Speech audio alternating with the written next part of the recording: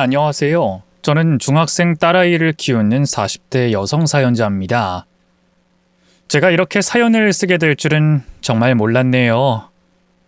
제가 할 만한 이야기라고 해봐야 힘들게 산 이야기, 고생한 이야기들 뿐이라 남들한테 그런 이야기를 해서 좋을 게 없다 생각했거든요. 그런데 살아보니 안 좋은 일들도 결국 다 지난 일이 되고 그런 것 같더라고요. 그렇다고 해서 꼭 제 인생에 나쁜 일만 있었던 것도 아니고 말이죠. 그런 제가 제일 잘한 일을 꼽자면 그건 다름 아닌 결혼일 겁니다. 제가 저희 남편을 만나 가정을 꾸린 것이 제 인생 가장 큰 행복이었거든요. 버려진 건지 잃어버린 건지 이유는 모르겠지만 저한텐 부모님이 안 계셨습니다.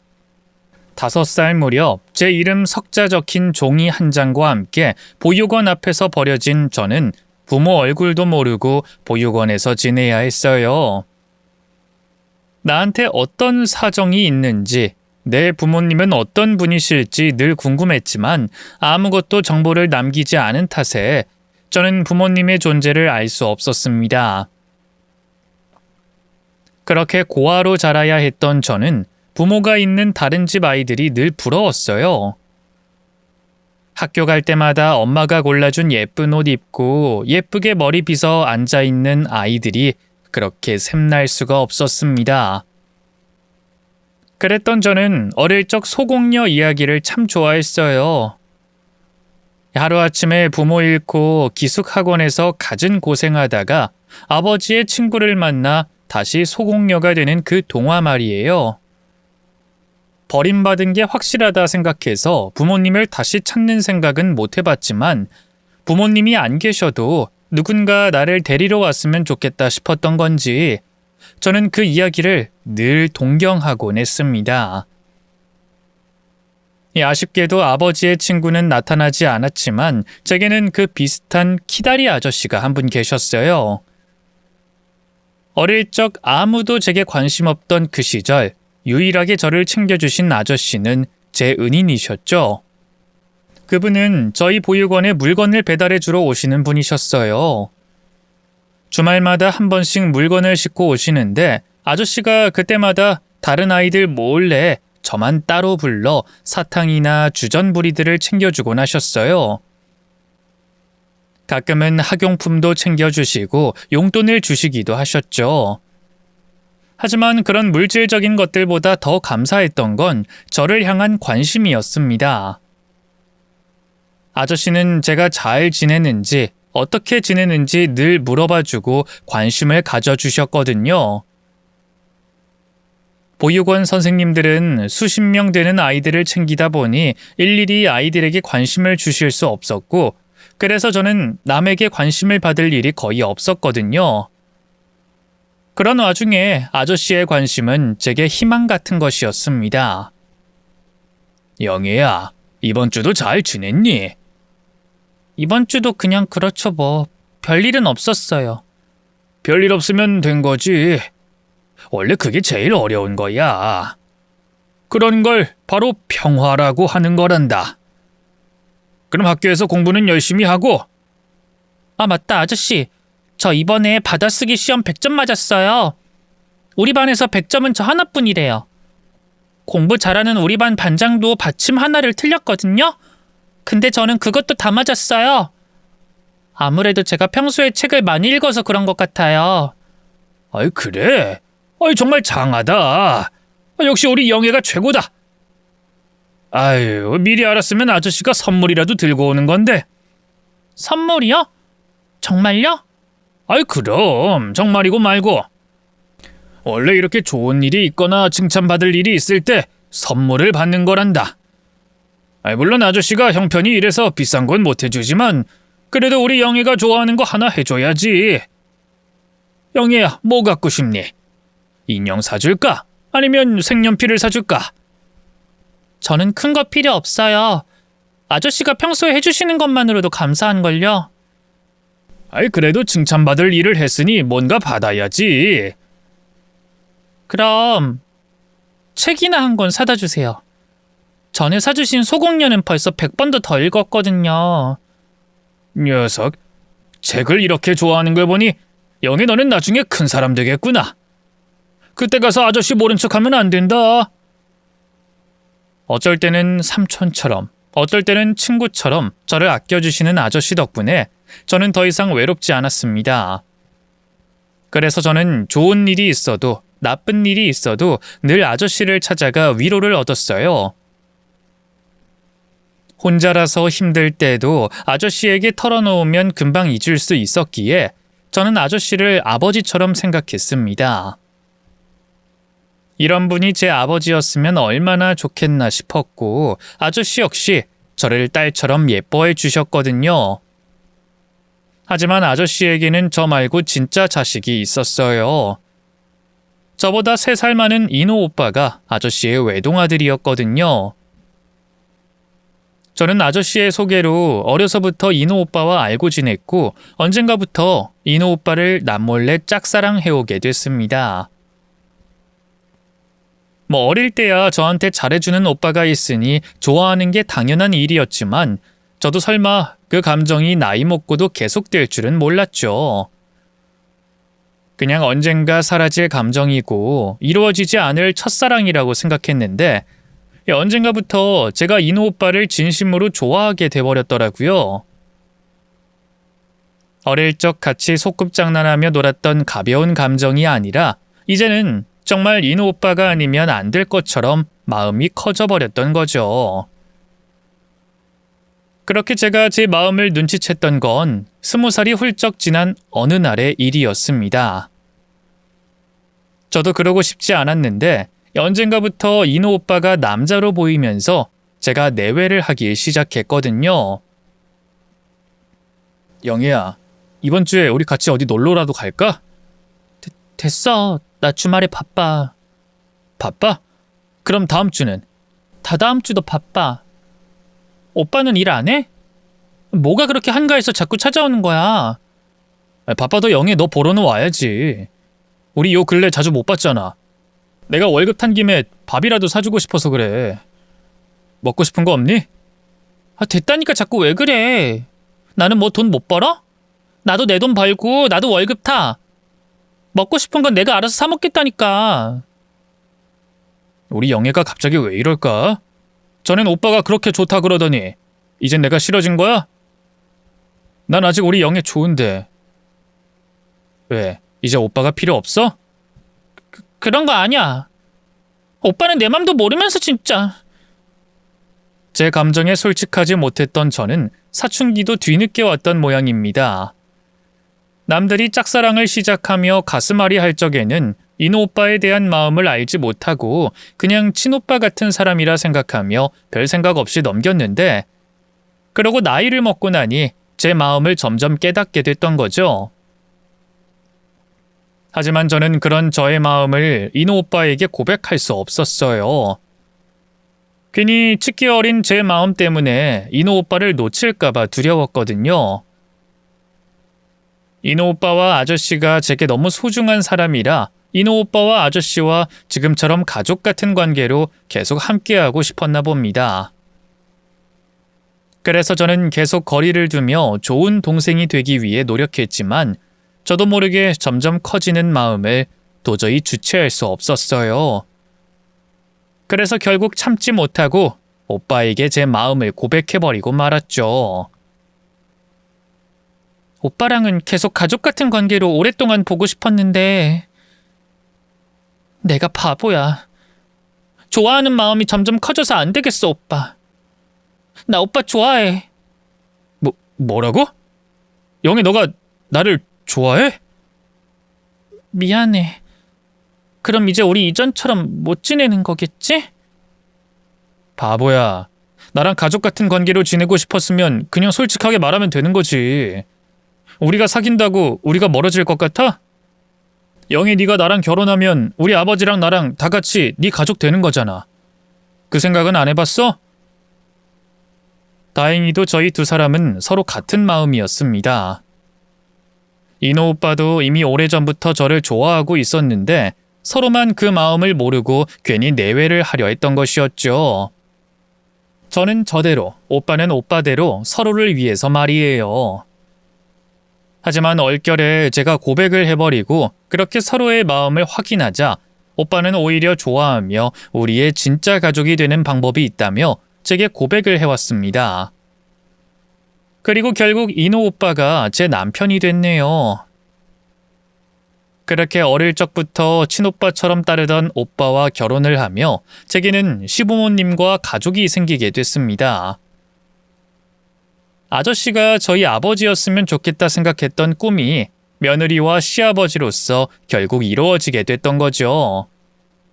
아저씨가 저를 예뻐하셨다고 해도 자식과 결혼시키는 건 다른 이야기라 생각했는데 고아인 저를 반대하지 않고 받아주신 시부모님께 저는 더없이 감사할 수밖에 없었어요.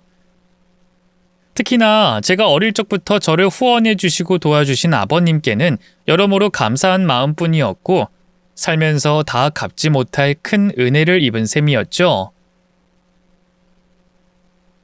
처음부터 아버님이 안 계셨더라면 제가 남편을 만날 일도 없고 남편과 결혼을 할 일도 없었을 테니까요. 그렇게 드디어 가족이 생긴 저는 누구보다 행복한 삶을 꿈꾸며 예쁜 가정을 꾸려나갈 수 있었습니다. 시댁 형편도 그리 넉넉하지 않아 남편이나 저나 여유 있는 삶은 아니었지만 서로 의지하고 아웅다웅 사는 게 꽤 행복했어요. 늘 가족들이 기다리는 집으로 돌아가는 다른 사람들을 보며 부러워만 하던 제가 제 가정을 꾸렸다는 것 자체가 더 바랄 것 없는 기쁨이었죠. 그래서 저는 제 사정이 어려워도 돈이 없어도 아무런 불평이 없었습니다. 저희 부부가 형편은 조금 힘들었지만 누구보다 서로를 아끼고 사랑했기에 어떤 위기가 와도 함께 넘어갈 수 있을 거라 생각했거든요. 그런 저의 생각처럼 다행히도 남편과 저는 꽤 잘 살아갔습니다. 아무것도 없이 맨바닥에서 시작해서 저희 힘으로 전셋집까지 얻게 됐고 집을 얻고 자리를 잡으면서 아이까지 가질 수 있었거든요. 그렇게 저희 딸 지은이가 태어나며 저희 부부는 더욱 행복해질 수 있었어요. 처음에는 부모 사랑을 받지 못한 내가 내 아이를 잘 키울 수 있을까 걱정이었지만 그런 제 손을 잡아주며 믿음을 주는 남편이 있기에 더 이상 두렵거나 걱정할 게 없었죠. 저희 딸아이의 소식에 시부모님도 참 좋아하셨는데 안타깝게도 시어머니께서는 저희 딸의 걸음마도 보지 못하고 먼저 떠나시게 되셨습니다. 시골에서 아버님과 농사 지으며 고생을 워낙 많이 하셔서 그러신 건지 건강하신 줄만 알았던 분이 어느 날 심장마비로 갑자기 돌아가시고 마셨거든요. 그렇게 하루아침에 시어머니를 떠나보내고 아버님은 혼자가 되셨습니다. 다행히 아버님은 시골에서 혼자 농사까지 지으시며 독신 생활을 잘 하셨고 저는 걱정을 하면서도 내심 다행이라 생각하고 있었어요. 멀리 떨어져 살지만 남편과 제가 자주 찾아뵈면 괜찮을 거라 생각하고 있었던 거죠. 그런데 그랬던 남편마저 일찍 떠날 줄은 정말 몰랐습니다. 시어머니가 떠나시고 몇 년 뒤 남편은 출장을 다녀오는 길에 길에서 그만 예상치 못한 교통사고를 당하고 말았습니다. 곧장 응급실로 실려와 긴 수술을 받게 됐지만 남편은 결국 일주일 뒤 세상을 떠나고 말았습니다. 남편에게 많이 의지했던 만큼 남편의 죽음은 제가 쉽게 받아들일 수 없는 것이었습니다. 혼자가 되신 아버님을 보며 나중에 내 남편이 혼자 되면 어쩌나 하는 생각은 해봤지만 설마 남편이 먼저 저를 떠날 줄은 몰랐거든요. 평소에도 늘 건강하고 운동을 좋아하던 사람이라 적어도 저보다는 오래 살 줄 알았는데 그런 사고로 허망하게 죽어버릴 줄은 생각도 하지 못했던 거죠. 그렇게 전혀 생각지 못한 일에 충격은 배가 될 수밖에 없었고 저는 남편의 장례식도 어떻게 치렀는지 알지 못할 정도로 많이 방황하고 힘든 시기를 보내야 했습니다.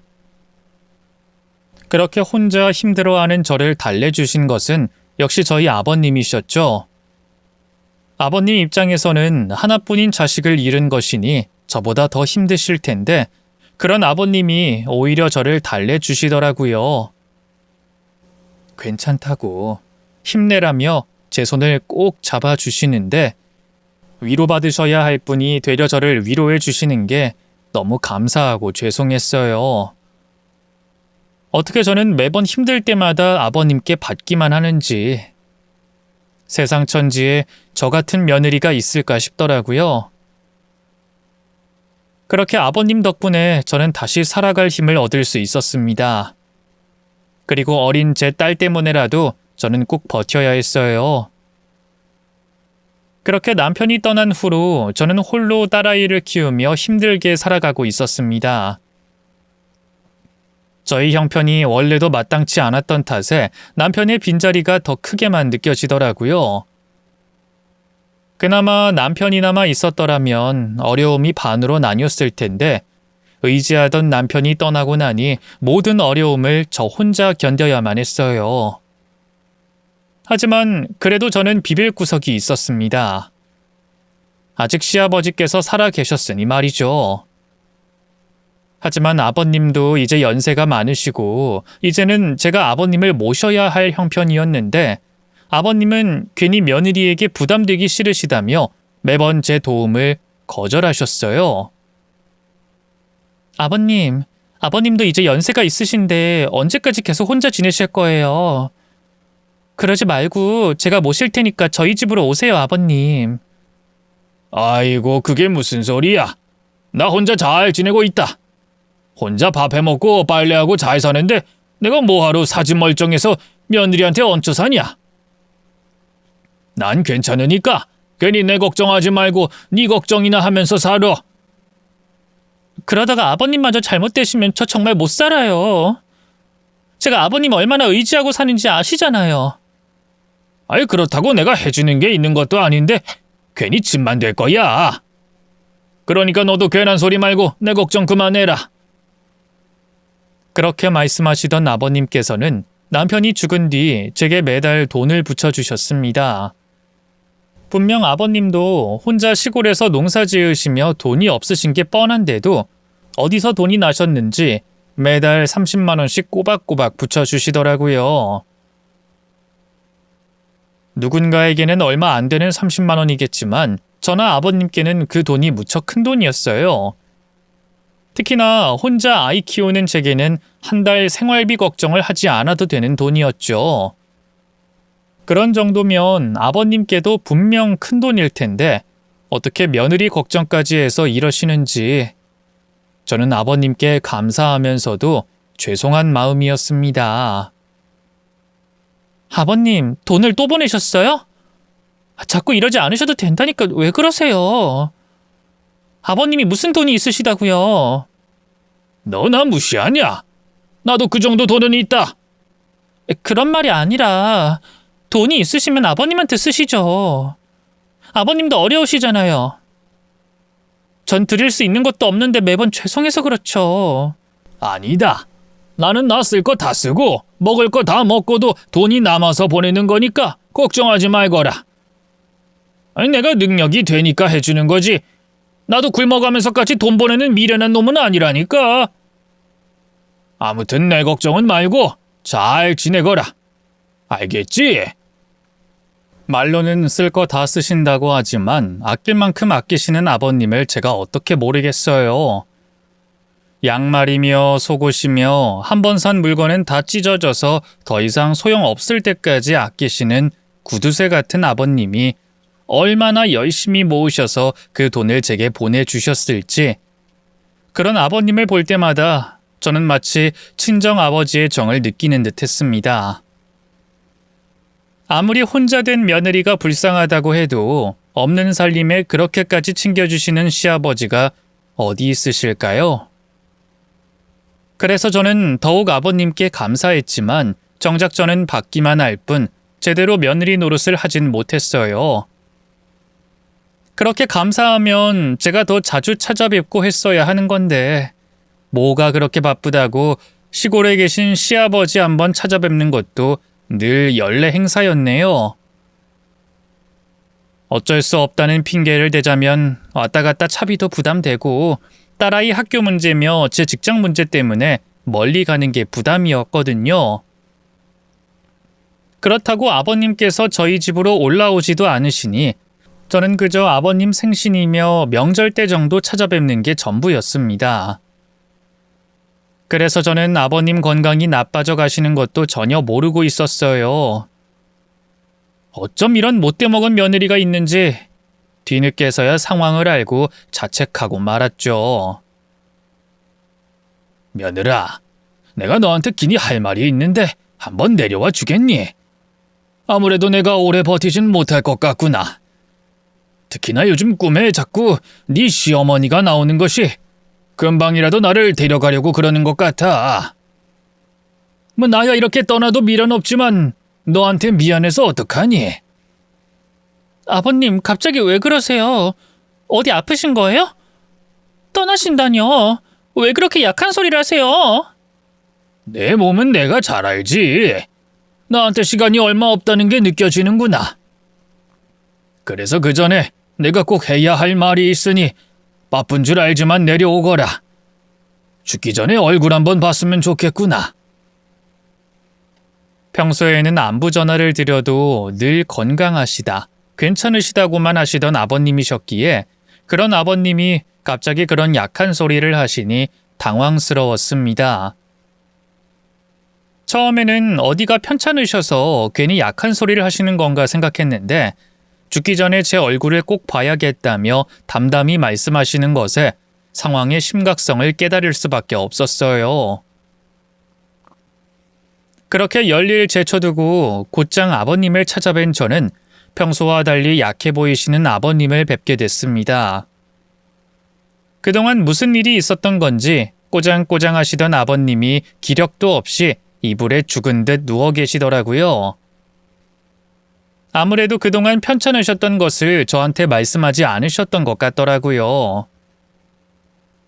제가 중년이 됐으니 아버님 연세도 생각했어야 하는데 우리 아버님은 마냥 건강하실 줄만 알았나 봅니다.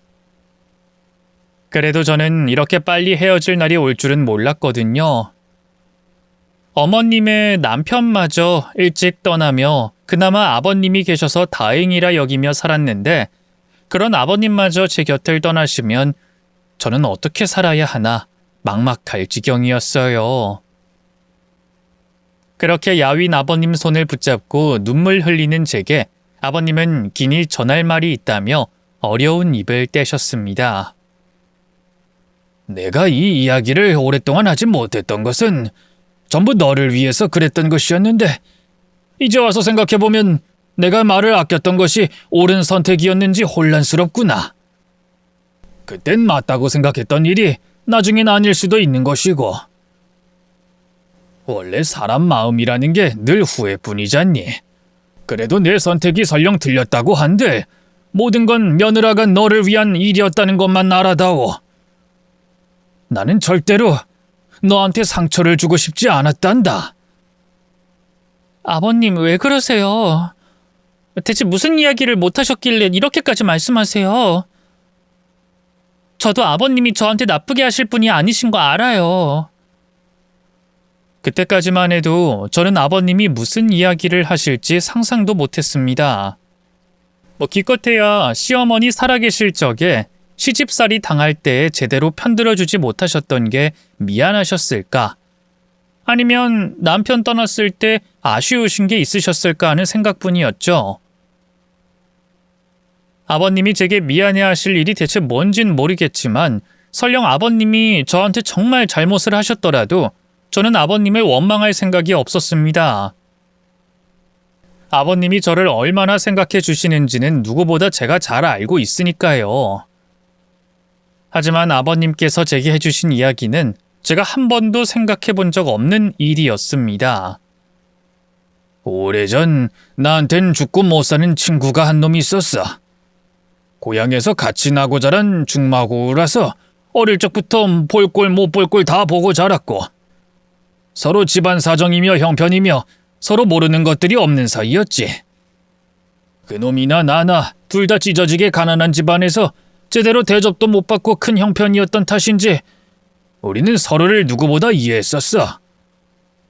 네 놈이 그러면 나도 그러고 내가 그러면 너도 그럴 거라 생각하면서 정말 친형제, 아니 친형제 그 이상으로 가까운 사이였지. 정말 가까운 사이셨나 봐요. 살면서 그런 친구 두시는 게 쉬운 일은 아닐 텐데. 아버님 복이 많으셨네요. 그러게나 말이야. 그런 친구 하나만 있으면 평생 감사할 일이지. 내가 무슨 짓을 저질러도 내 편이 되어줄 녀석이었으니까. 그러니 나도 그 친구에게 그랬어야 하는 건데 내가 그러지 못한 것이 천추의 한이었어. 왜요? 뭘 못해주셨는데 그러세요? 저한테 해주실 이야기가 그 친구분과 관련된 건가요? 내가 천천히 얘기해 줄 테니 묻지 말고 그냥 들어봐라. 나도 어디서부터 어떻게 이야기를 해야 할지 모르겠어서 말이야. 아무튼 그놈이랑 나는 나이를 먹어서도 별 볼 일이 없었어. 가난한 집안에서 아무리 열심히 해봐야 겨우 입에 풀칠하는 정도였으니. 갑작스럽게 오래전 단짝 친구분 이야기를 꺼내시는 아버님을 보며 저는 더 의아할 수밖에 없었습니다. 제게 기니 할 이야기가 있으시다고 아프신 와중에 어렵게 입을 여시고는 갑자기 왜 친구분 이야기를 하시는지, 그분과 제 사이에 무슨 연결고리라도 있는 건가 싶었죠. 그래서 궁금해하며 묻는 제게 아버님은 들어봐 달라며 저를 안쓰러운 표정으로 바라보셨습니다. 순간 그 눈빛이 왜 그리 애처롭고 괴로워 보였는지 저는 궁금한 것을 꼭 참고 조용히 아버님의 이야기를 경청할 수밖에 없었어요. 그렇게 시아버지는 제게 오랫동안 아껴오신 이야기를 들려주셨습니다. 세월이 흐르고 나이를 먹으면서 내 친구와 나도 각자 자리를 잡고 가정을 꾸리게 됐단다. 사실 그 사이 소식이 잦지는 않았었지. 그놈은 20살이 되기도 전에 돈을 벌겠다며 큰 도시로 나갔었는데 이 몸이 멀어지다 보니 마음도 멀어진 건지 그 후로는 이전처럼 자주 볼 수가 없었거든. 그래도 어딘가에서 자리를 잡으면 꼭 나를 불러서 자기 봉급으로 밥 한 끼씩 대접해주던 친구였는데 그것도 나이 먹고 세월 흐르다 보니 쉽지 않더라고. 나도 여기저기 떠돌이처럼 돈 벌러 다니고 그놈도 진득하게 붙어있지 못했으니 어쩌면 당연한 일이겠지만, 아무튼 그러던 어느 날 그 친구가 아이를 낳았다고 연락을 해온 거야. 내가 그놈보다 일찍 결혼하고 몇 년 전에 우리 아들을 낳았다는 소식을 전하면서 네 놈은 언제 장가갈 거냐 물었었는데 그땐 분명 만나는 사람도 없다고 했었거든. 노총각 되기 전에 좋은 짝 만나서 결혼하라고 잔소리를 했던 게 불과 몇 년 전이었는데, 아니 이놈이 글쎄 그 사이에 나한테 말도 없이 장가를 갔는지 갑자기 애를 낳았다고 하는 거야. 자기를 안 닮아 예쁜 딸이라면서 말이야. 그때는 만나서 이야기하자 싶어서 어떻게 된 사정인지 길게 묻지도 못하고 축하한다는 말만 전했었는데 그 뒤로 또 그놈이랑 연락이 끊겨버렸어. 오랜 세월 친형제처럼 가깝게 지냈고 어려운 상황에서도 연락을 끊임없이 주고받으시던 두 분이 세월이 흐르며 어쩔 수 없이 멀어지셨나 봅니다. 그럼에도 서로를 위하는 마음만큼은 여전하셨겠지만 먹고 사는 게 어렵다 보니 서로 예전처럼 세세한 사정을 알고 지낼 수는 없으셨던 거죠. 그러는 사이 아버님은 어머님을 만나 가정을 꾸리고 저희 남편까지 낳으셨고 그동안 그 친구분께서는 미혼이었다고 알고 계셨어요. 누구보다 가까운 친구였으니 결혼 같은 중대사는 미리 말해주실 거라 생각하셨겠죠. 그런데 어쩐 일인지 그 친구분이 어느 날 딸을 낳았다며 연락을 해오신 뒤로 또다시 연락이 없으셨답니다. 그렇게 연락이 끊길 줄 알았더라면 아이 낳았다는 소식 듣고 바로 찾아가 봤어야 하는 건데 나도 생업이 있다 보니 시간 내보자고 자일피일 미루다가 그만 연락이 끊겨버렸지. 그때는 무슨 사정인지 듣기라도 했어야 하는데 그 일이 나중되어 두고두고 후회가 되더구나. 그렇게 몇 년간 연락 없었던 친구가 어느 날 갑자기 또 내게 연락을 해온 거야. 이번엔 아예 우리 집 주소를 물어 직접 찾아왔더구나. 근데 그런 친구놈 품 안에 웬 아이가 안겨있는 거야. 이제 겨우 서너 살 됐을까? 애 낳았다는 소식을 듣고 4, 5년 정도 흘렀을 텐데 보기엔 그것보단 훨씬 작아 보였어. 애기 나이에 비해 너무 작다 싶었는데 그제서야 찾아온 친구놈 사정을 들어보니 이유가 있었더라고. 애 엄마가 애만 낳아서 맡기고 가버린 탓에 아이가 지 엄마 젖도 한 번 제대로 못 먹고 자랐던 거야. 그래서 괜히 분유 타먹여서 그런 건지 뭔지 이 또래보다 작았다고 하더라고. 이 상황이 급박해서 그런 건지 하기 싫어서 그런 건지 어쩌다 애 엄마랑 헤어졌는지 그런 건 말 안 하는데 아무래도 제대로 된 혼인관계가 아니었던 거겠지. 그래서 그때도 뜬금없이 결혼했다는 소식도 없이 아이 얘기를 했던 거야. 어쨌든 그렇게 마누라도 없이 혼자 어린 딸을 키우려니 그놈도 인생이 쉽지 않았던 모양이더라고. 원래도 지 입에 불칠하기도 버거워 정처 없이 떠돌던 놈이었는데 갑자기 생각도 안 했던 자식이 생기니 어쩔 수 있었겠어. 그래서 먹고 살기가 바쁘고 힘들어서 연락을 못했었다고 하더라고. 근데 그랬던 친구가 왜 갑자기 몇 년 만에 지 자식을 들쳐업고 찾아왔냐? 이게 더 기막힌 사정인 거야. 대체 어쩌다 그런 건지. 그놈이 글쎄 옥살이를 하게 생겼더라고. 그래서 자수하러 가기 전에 지 딸을 나한테 맡기러 온 거였어. 내가 아는 그놈은 개미 한 마리 못 죽이는 놈인데 어쩌다 그런 일이 벌어져서. 아버님의 친구분께서 갑작스럽게 감옥에 갈 일이 생겨서 어린 딸을 어쩔 수 없이 아버님에게 맡기러 왔었다는 겁니다. 혼자 어린 딸을 키우며 힘들게 살던 친구분이 자기 임금을 떼먹은 사장과 시비에 엮여 그만 사고가 벌어졌답니다. 언성이 높아지며 몸싸움을 하던 중 실수로 그 사장이 그만 죽어버리게 된 거죠. 아버님 말로는 그 친구분이 개미 한 마리 못 죽일 여린 분이라 그러셨는데 어쩌다 큰 사고에 휘말리신 듯 했어요. 그러자 그 친구분은 자신이 감옥에 들어가면 혼자 남겨질 자식을 걱정해 가장 믿던 친구에게 딸을 맡기러 오셨던 겁니다. 그놈이 애 엄마 없이 혼자 자식을 키우고 있었다는 것도 기가 막힌데 하필이면 열심히 살아보겠다고 아등바등 하다가 나쁜 사장한테 걸려서 그런 일에 휘말린 것도 한스럽더구나. 이놈은 참 열심히 사는 놈인데 왜 자꾸 그런 일들이 벌어질까? 정말 운이 없다 싶었지. 하지만 사고라고 해도 결국 살인은 살인 아니냐. 그렇다고 그놈이 자기 죄값 안 치르고 도망다닐 놈도 아니고. 그래서 결국 자기 발로 자수하겠다면서 그 전에 자기 딸을 나한테 부탁하고 간 거야. 자기 없이도 잘 좀 키워달라고 신신당부를 하는데 그 부탁을 거절할 수가 없었어. 사실 당연한 일이었지. 만약 내가 반대 상황이 되었더라도 그 녀석은 내 아들을 맡아줬을 테니까. 그걸 누구보다 잘 알았기에 나도 그 친구의 아이를 거둬주고 싶었지만 나한테 당연한 일이 내 식구에겐 아닐 수도 있다는 걸 간과한 거야. 나한테야 둘도 없는 형제 같은 친구고 그 친구의 하나뿐인 피부치지만 나 같은 놈 잘못 만나서 고생만 하고 사는 내 처한텐 갑자기 굴러들어온 객식구일 뿐인 거지. 아무래도 어머님 입장에서는 그러셨겠죠. 어머님 아버님도 어렵게 사셨고 더구나 자식이 있으신데 거기다 남의 자식까지 거두는 게 어떻게 쉬우시겠어요. 너도 그렇게 생각하니? 너도 그 결정이 쉽지 않았을 것 같으냐? 그럼요. 저도 혼자 아이 키우는 입장인데 어느 날 제 친구가 자기 아이 부탁한다고 그러면 결정하기 쉽지 않을 것 같아요. 내 자식 키우는 것도 힘든 와중에 남의 자식까지 건사한다는 게 사실 무책임한 일일 수도 있고요. 그거 거절했다고 해서 누가 함부로 어머님 아버님을 탓하겠어요. 아마 그 친구분도 이해하셨을 거예요. 그랬으면 좋겠는데 나는 차마 그 친구에게 사정을 전하지 못했어.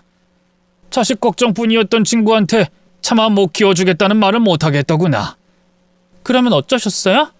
그분은 감옥에 들어가 버리시고 다른 친척은 없었대요? 친모라도 찾을 수 없었으려나? 애만 넘기고 간 사람이라 그 친모는 찾아볼 생각도 못했고 달리 맡아줄 친척은 없었을 거야. 그놈도 그걸 아니까 나한테 맡겼던 거고. 그놈 사정을 잘 알던 나는 결국 그 친구에게 말도 못하고 결단을 내려야 했단다.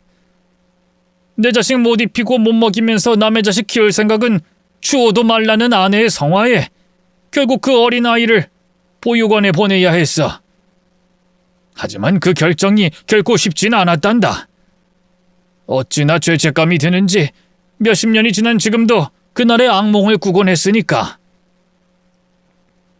얼결에 친구분의 자식을 떠맡게 되셨지만 시부모님께서는 남의 자식을 키우실 만한 여력이 되지 않으셨습니다.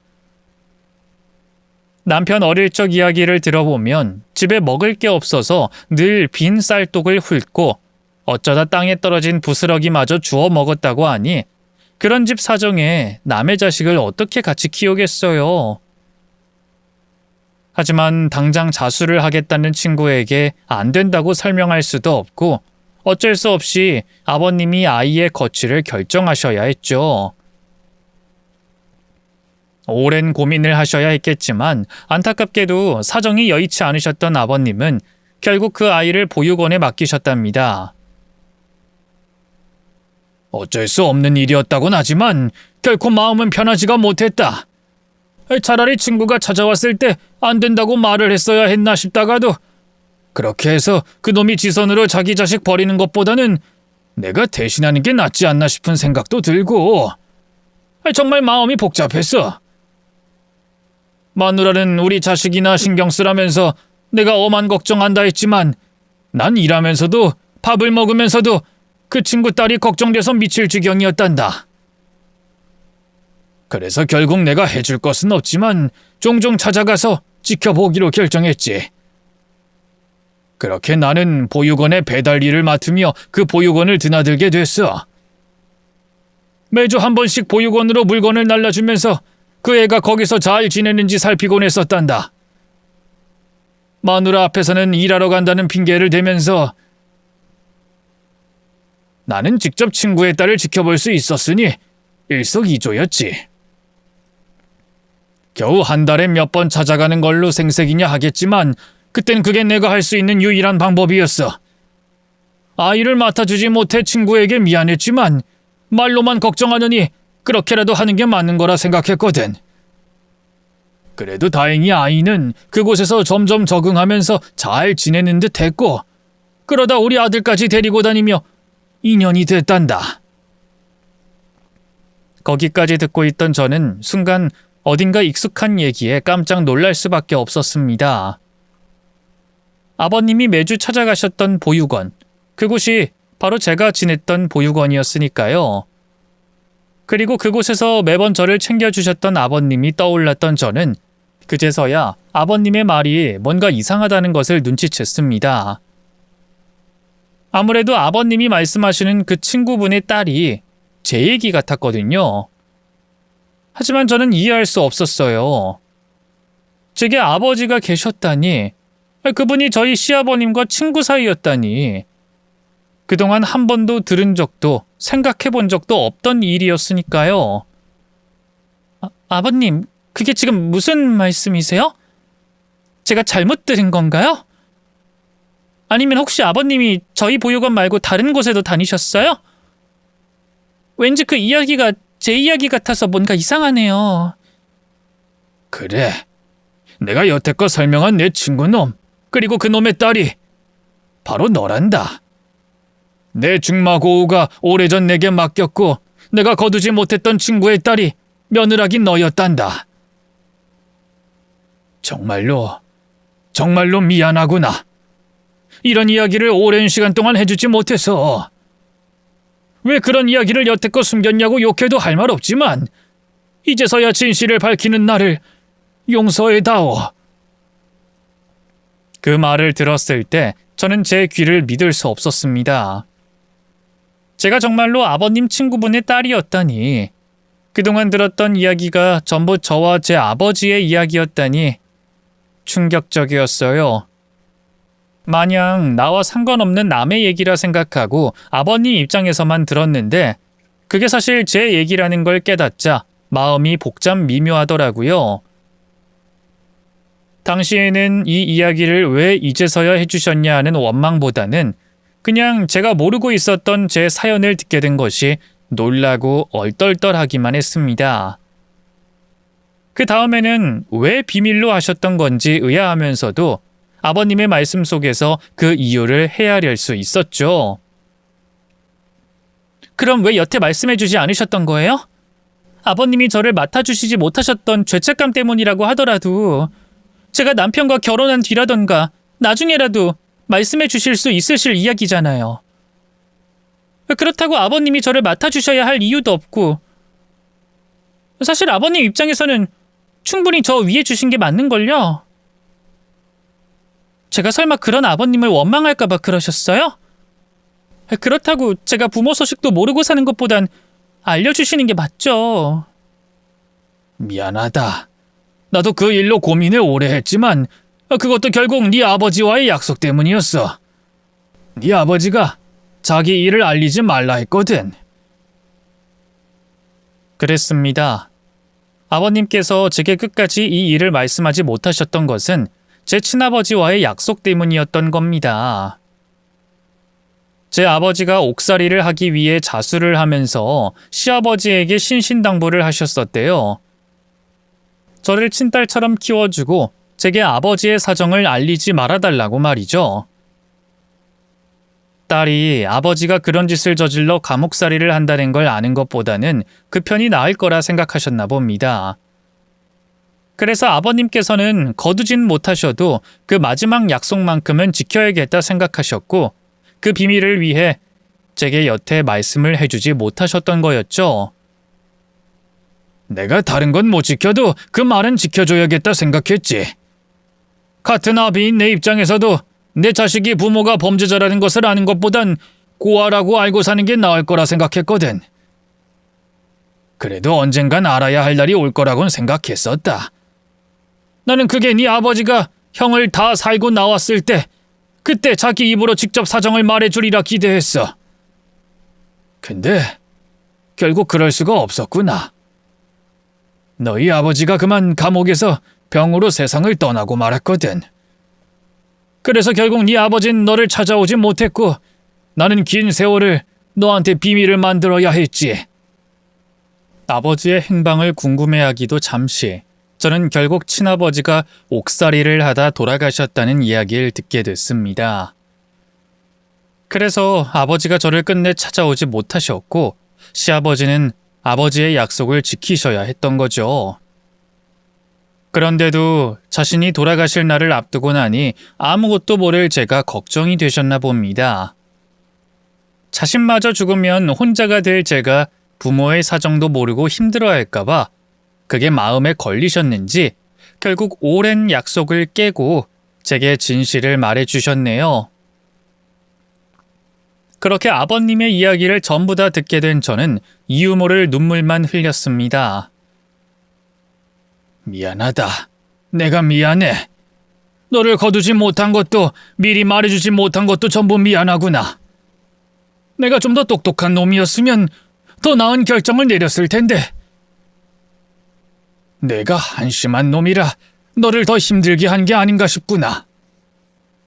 그래도 네 아버진 너를 정말로 사랑했고 그리 나쁜 사람이 아니었다는 걸 기억해다오.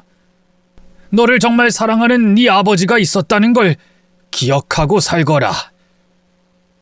그럼 남편도 먼저 떠나고 혼자 된 너도 계속 살아갈 힘이 생기지 않겠니? 감사해요, 아버님.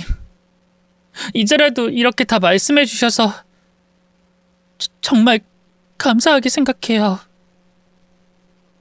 아버님의 말씀대로 저는 왠지 마음 한켠이 따뜻해지고 힘이 나는 기분이었습니다.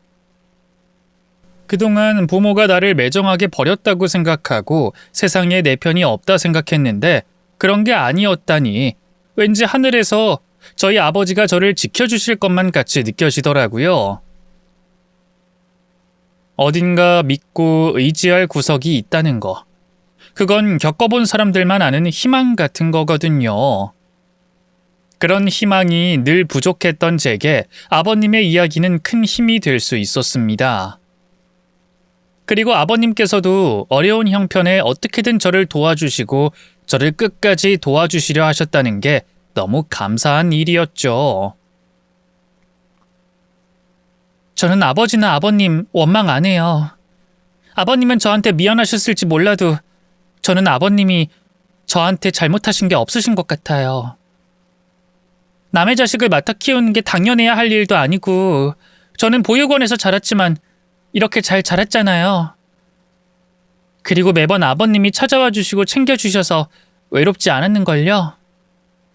그러다가 남편처럼 좋은 사람도 만나고 저희 지은이도 생겼고요.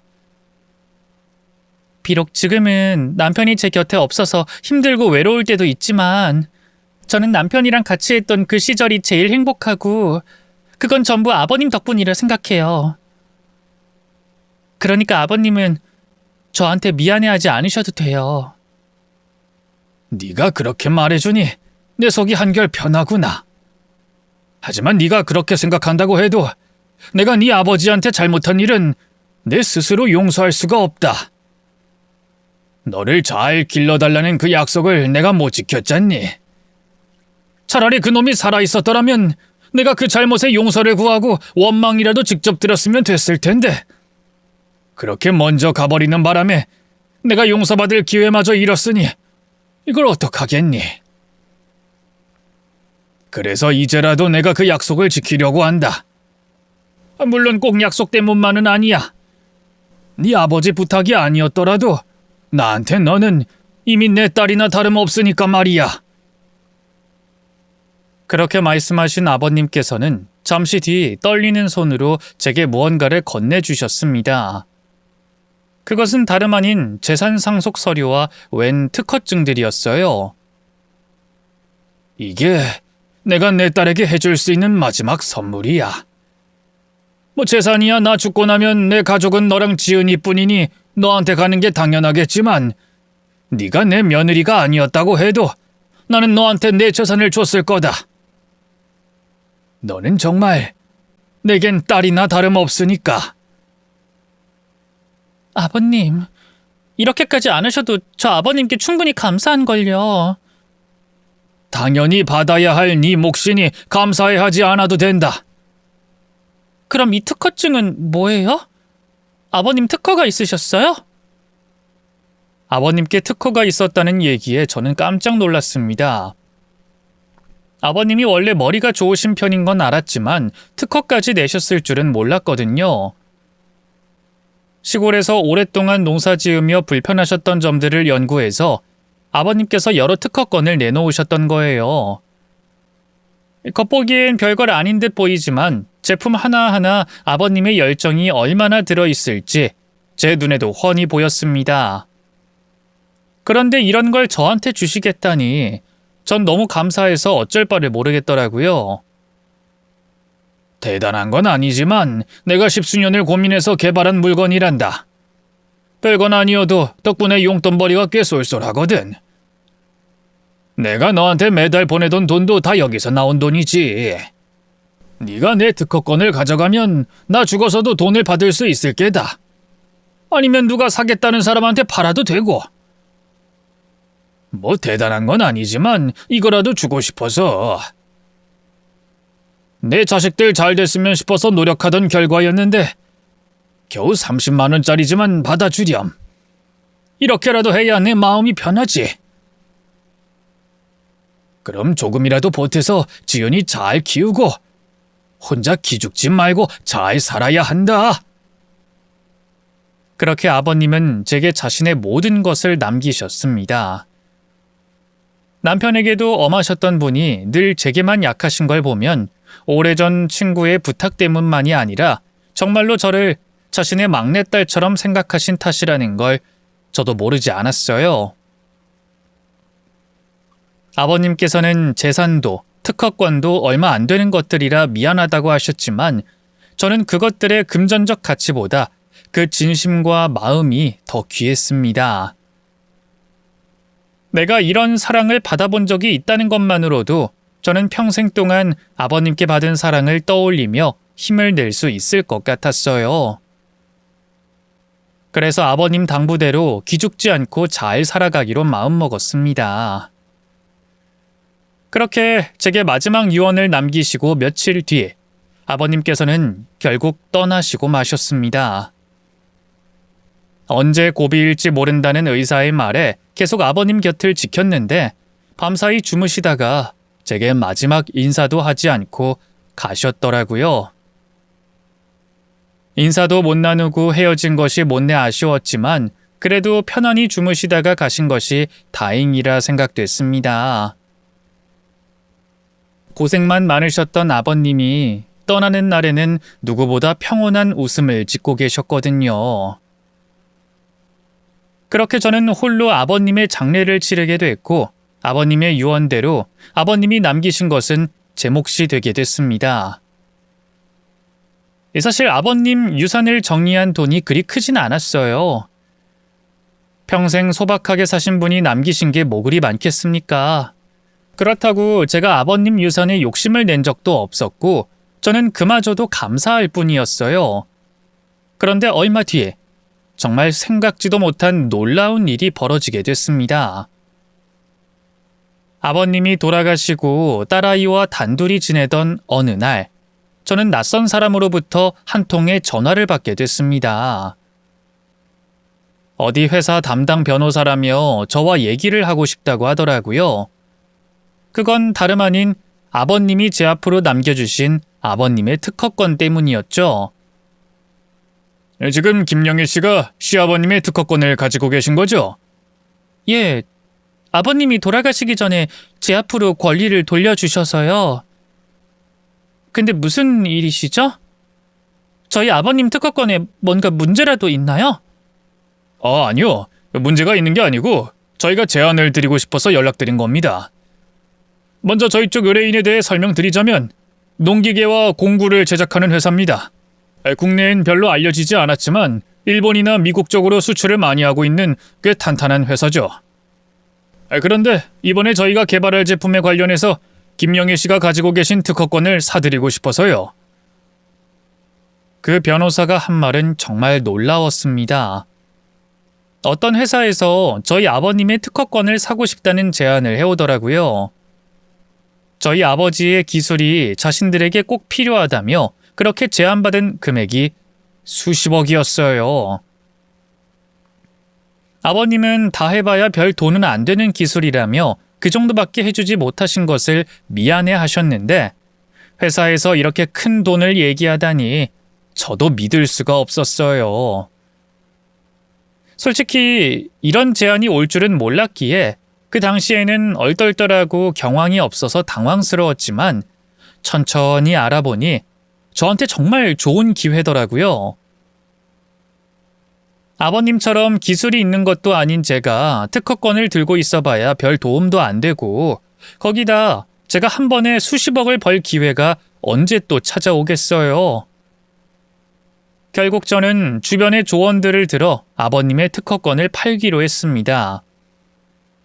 그런 결정을 하기 전까진 혹시 아버님께 누가 되는 건 아닐까, 내가 너무 돈만 쫓는 게 아닐까 고민도 됐지만 누구보다 제가 행복해지기를 바라시는 분이시니 이해해 주실 거라 결론을 내렸죠. 그렇게 저는 본의 아니게 아버님 덕에 일확천금을 얻으며 돈방석에 올라앉게 됐습니다. 단 한 번도 제가 이런 큰 돈을 만지게 될 거라 생각해 본 적 없었는데 그래서인지 아직도 꿈만 같습니다. 아직은 이 돈을 어디에 써야 할지 모르겠지만 우선 집을 한 채 사고 나머지는 저희 딸 등록금으로 묶어놓기로 했어요. 이 돈도 써본 놈이 쓴다고 저는 막상 큰 돈이 생겨도 뭘 사고 싶은 게 없네요. 다만 이 모든 게 아버님 덕이라는 감사한 마음 때문에 이번 주에 저희 딸 손을 잡고 아버님이 계신 납골 땅을 찾아갈 생각이에요. 가서 아버님 덕분에 이렇게 부자 됐다고 자랑도 하고 아버님이 만드신 기술로 계약한 계약서도 보여드리려고요. 아버님도 이런 일까지 예상하지 못하셨겠지만 아마 지금쯤 행복하게 웃고 계시겠죠? 저희 아버지와 아버님, 그리고 저희 남편까지 모두들 하늘에서 저를 지켜주리라 믿으며 저도 앞으로 딸을 잘 키우며 잘 살겠습니다. 감사합니다.